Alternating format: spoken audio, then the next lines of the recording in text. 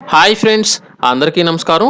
ఏపీకి తుఫాను ముప్పు పొంచి ఉందని వాతావరణ శాఖ నిపుణులైతే తెలియజేయడం జరిగింది. థాయిలాండ్, అండమాన్ నికోబార్ తీరం వద్ద ఏర్పడిన అల్పపీడనం పశ్చిమ వాయువ్య దిశగా ప్రయాణించి ఆగ్నేయ బంగాళాఖాతానికి చేరుకుని ఈ రోజు రాత్రికి వాయుగుండంగా మారనుందని వాతావరణ శాఖ నిపుణులైతే తెలియజేయడం జరిగింది. ఈ వాయుగుండం మరింత బలపడి ఏపీ తీరంలో 17వ తేదీన అలాగే 18వ తేదీ నాటికి తుఫానుగా మారే అవకాశం ఉన్నట్లు వాతావరణ శాఖ అయితే తెలియజేయడం జరిగింది. తుఫాను మారగా ఈ యొక్క తుఫాన్కు జవాద్ గా నామకరణం చేసినట్లు ఆల్రెడీ అయితే తెలియజేయడం జరిగింది. విశాఖ, కాకినాడ మధ్యన ఇది తీరం దాటే అవకాశం ఉన్నట్లు వాతావరణ శాఖ అధికారులు అంచనా అయితే వేయడం జరిగింది. దీని ప్రభావం ఉత్తరాంధ్ర, దక్షిణ కోస్తా జిల్లాలపై ఎక్కువగా ఉంటుందని 15వ తేదీ రాత్రికి దీని ప్రభావం వలన ఈ రోజు రాత్రి నుంచి రాష్ట్రంలో వర్షాలు కురిసే అవకాశం ఉన్నట్లు వారైతే తెలియజేయడం జరిగింది.